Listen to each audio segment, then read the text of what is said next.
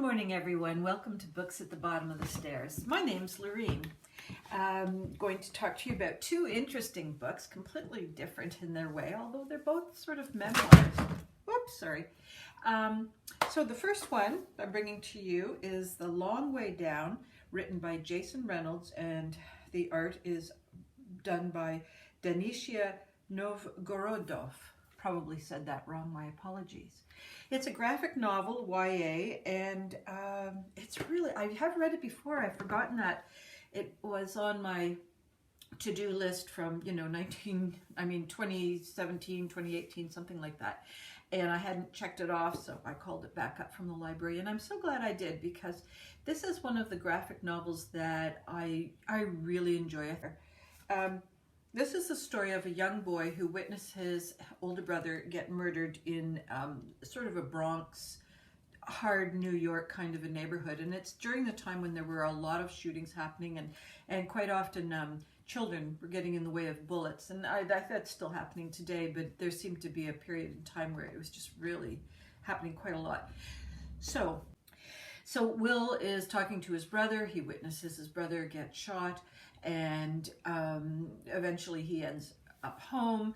And of course the neighborhood, the mother, everybody, they're going crazy with grief, because this is not the first time that this family has really experienced violence at the hands of guns.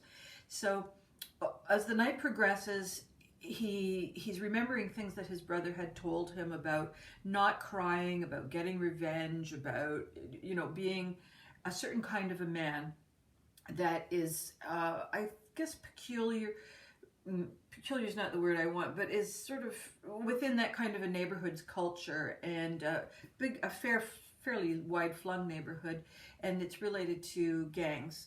So there haven't been many other men in Will's life, so he really just has the teaching of his brother. So he, in order to honor his brother, he is going to get revenge on the man that he feels has murdered his brother. Well, so we're still in the first 24 hours of this whole event, so there isn't actually any culprit having been, as far as Will knows, no one has been identified as the killer, but Will is pretty sure he knows who it is. So he decides that he's going to get revenge, and he has his brother's gun, and he starts to take the elevator down, and that's how we get to our title. And on each floor of the elevator, someone gets on the elevator, and they start to tell a story, they start to connect. Will starts to realize there's something different about this person, especially the first person, and then the next floor comes and this person leaves and a new person comes on, and then we start to realize that these are people that have died violent deaths that Will knows. And in a graphic novel, you can't give away too much of the plot, because they're so short, for one thing, and spoilers are so easy. So let's just say that on each floor, as he's going down to the ground floor, Will encounters someone else who was at some point part of his life who experienced death. And we're moving from not the most recent, but we're moving from fairly recent events to finally Sean showing up. That's his brother that was killed. So that's the main plot line. And what I want to talk about next is the beautiful, beautiful artwork of Danisha. And this one is ink tones, and what we're seeing here is the story of Will and a young girl that when they were 6 playing in the playground, and he's just remembering that event.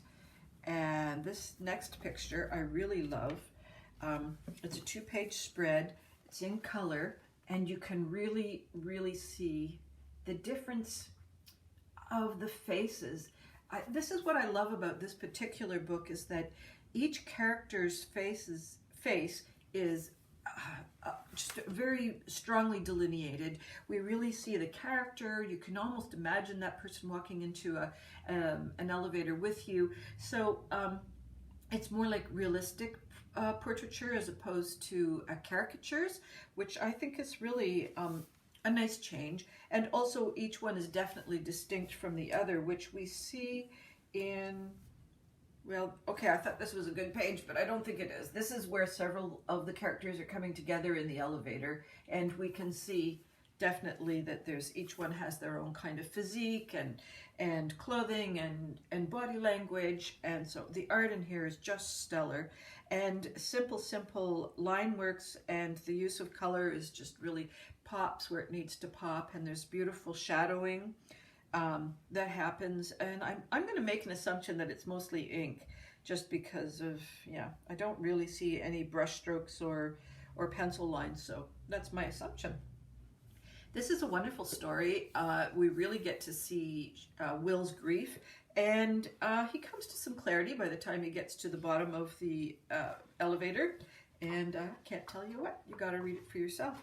Now, I'm going to see if I can, I definitely would like to follow this author up, and I actually think, I'm not really a purchaser of graphic novels, but I think this is worth it, and it certainly is very topical with respect to exploring the lives of young people of color, Black in this case, and violence, the impact it has on families, generations, and yeah, I think beautifully well told. Highly recommended. Mamaskatch, A Cree Coming of Age by Darrel J. McLeod. And Gerald McLeod is a Cree from Territory 8 in northern Alberta, and this is his story. It comes from about age 6 to, I'm not 100% sure, but I'm going to say he's in his 30s when we finally see the end of his storyline. He's a young lad who his mother was taken to the residential schools. What she suffered impacted her hugely, but it wasn't the worst of the experiences, so or at least we're not seeing that. But it was sufficient unto really ruining the rest of her life, and this is also a situation where down the generations we're seeing how in this case, the singular violent event of taking her away from her family and forcing her into a residential school impacts her generation, herself, her mother, and then her children, but also she's there with her aunties and cousins. And so we see a little bit of what happens to their families as well. So Darrel is about 6 when things start to really go wrong because his dad dies, and mom has had 2 other children by that time, so it's a family of 5 in total, and they're living out at a cabin on a trap line. But since like mom was doing pretty okay when dad was alive, but once he's passed away, then she just can't keep it together very well, and so makes a series of decisions that are a descent. And Darrel is there. He is ever hopeful. He is one of the most wishful thinkingest kinds of guys you're ever going to meet.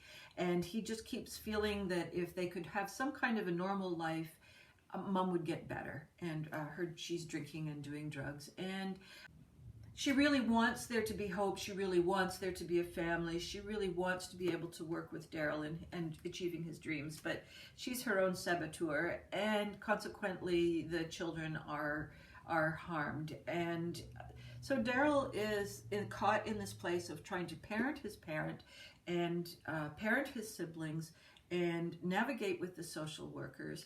And he's having his own shit happen at school too, as kids do. He's got bullying happening. He's not a big kid, so he's easily the brunt of kicks and hits and so forth, and cruel teasing.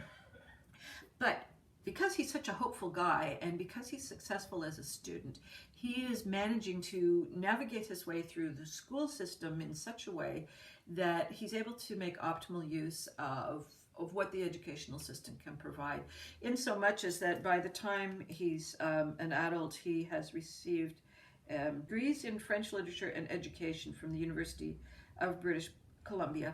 And in his working life, he continues to work with children with more on the social work side of things.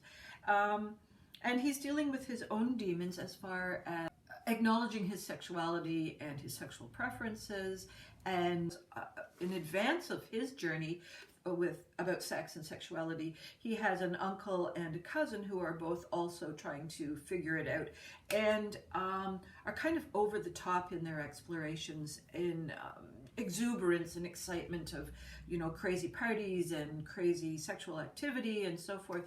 And they are both undergoing gender transformation. One of them, I think, is mostly sort of external gender transformation, and the other one actually goes for the operations that are required to transfer from a male to a female.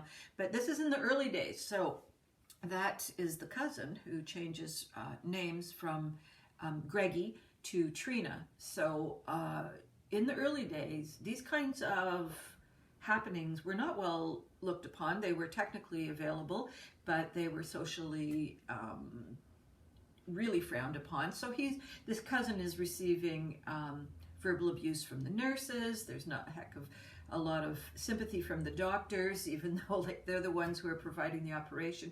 So he's got a family that is continually experiencing trauma. From a writing point of view, I don't love this book. I think that it's very episodic. There is definitely, and memoirs, I guess, don't really have plot lines to begin with, but it doesn't particularly flow.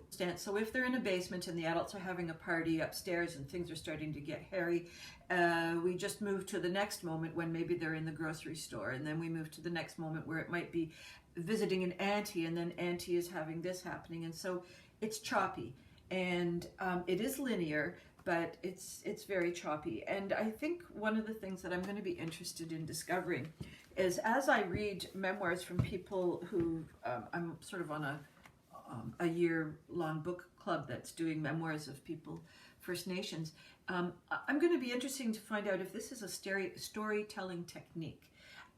So it could be that within that framework, this is a perfectly adequate expression of a memoir. But like I say, this could be just a cultural presentation of fact that I'm not familiar with. So I'll link the book club Instagram connection in the doodly doo below, so that way if you want to go and find the list, or it's not too late to join up with the book club, as far as I know. And what they tend to do is read the book, and then so you read the book in February, but the discussion point is in the next March, and so March's book will be discussed in April. So there's plenty of time for people to get it together. So I think if you want to join in with that, I will link that for you. And in the meantime, I hope that all your reading dreams and adventures continue to come true, and I will see you later. Alligator.